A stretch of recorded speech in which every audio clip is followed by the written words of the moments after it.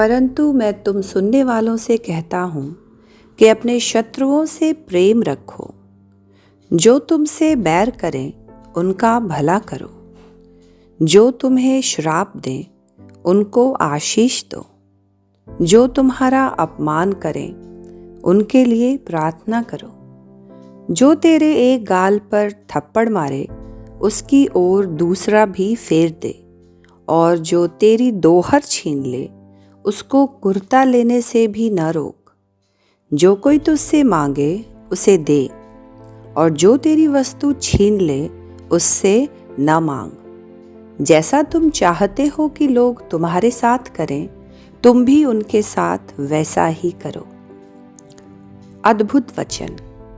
प्रभु यीशु इन वचनों के द्वारा हमें ये सिखाना चाहते हैं कि हम अपने शत्रुओं से भी प्रेम करें।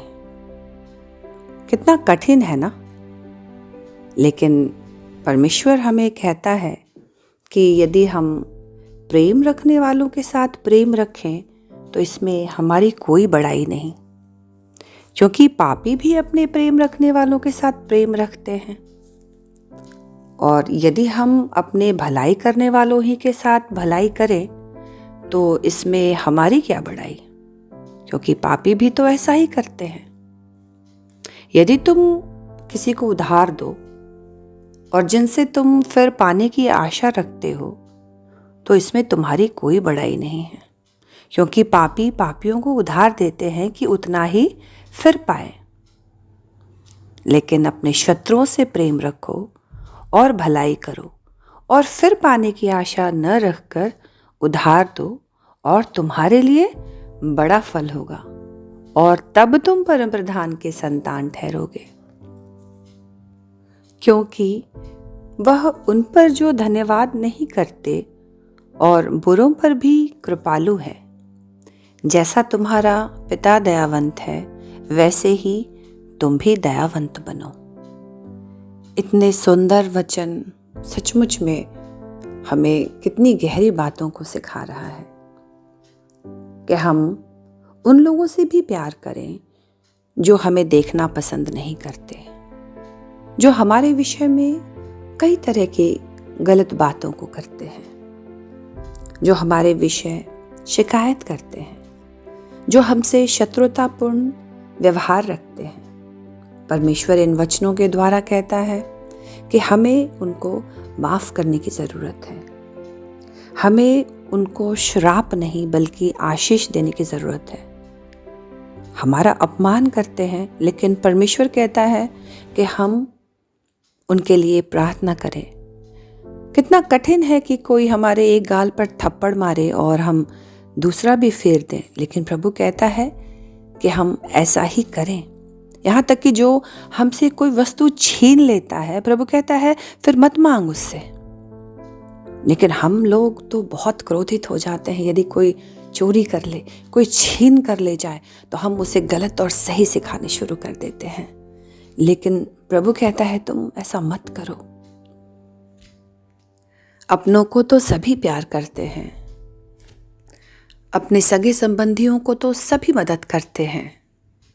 हमारे साथ जो अच्छाई करता है या जो हमारे लिए कुछ भला काम करता है तो उसके लिए भी भला काम करना ये तो आसान है, लेकिन मुश्किल ये है कि जो हमारे साथ शत्रुतापूर्ण व्यवहार करते हैं और जो हमें अपना दुश्मन समझते हैं, यदि हम उन्हें भी परमेश्वर के बेटे और बेटियां समझकर प्रेम करें, उनकी भलाई करें, तो परमेश्वर कहता है कि तभी तुम मेरे बेटे और बेटियां ठहरोगे।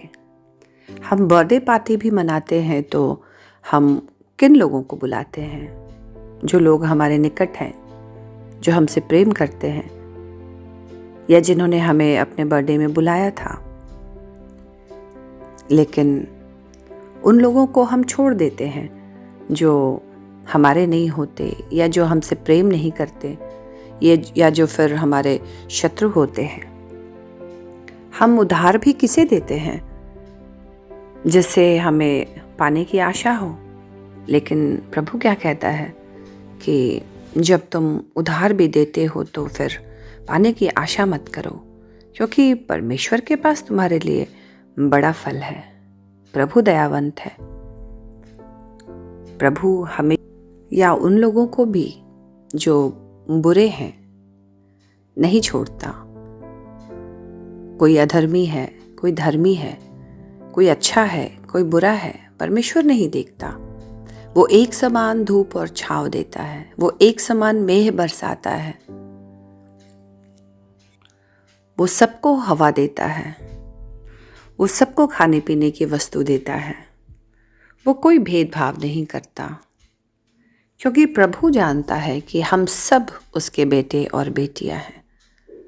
हाँ, ये ज़रूर है कि जो धर्मी है, जो प्रभु में विश्वास करते हैं, वो उनके पीछे चलते हैं, और जो अधर्मी हैं और प्रभु के वचन के खिलाफ काम करते हैं, तब भी परमेश्वर के वो बेटे हैं। और प्रभु चाहता है कि जो दुष्ट के राह पर भी चल रहा है वो लौट आए।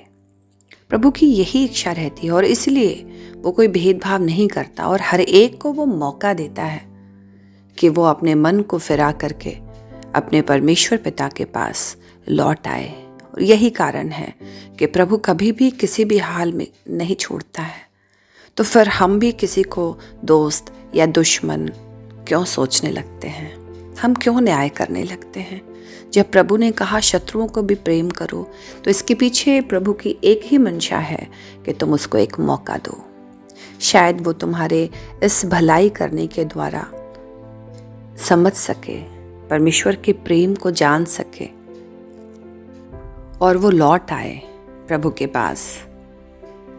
मैंने भी अपने जीवन में कई लोगों के साथ दुश्मनी निभाई है, लेकिन प्रभु का धन्यवाद हो कि उसने हमेशा मुझे सिखाया है कि माफ़ी मांग लो और शत्रुओं को मत बनाओ। जब कोई मुझसे नाराज़ हो जाता है तो मेरी कोशिश रहती है कि मैं उससे मिलूं, मैं उससे बात करूं, मैं उससे माफ़ी मांग लूं। सामने वाले के दिल में मेरे प्रति कड़वाहट ना रहे, कोई मुझे शत्रु ना माने, क्योंकि प्रभु ऐसा नहीं चाहता कि ऐसा करे। सचमुच में परमेश्वर का वचन हमें बदल देता है। कल जो मैं पहले थी अब नहीं हूँ। अब मैं बदले की भावना में बिल्कुल भी नहीं जलती।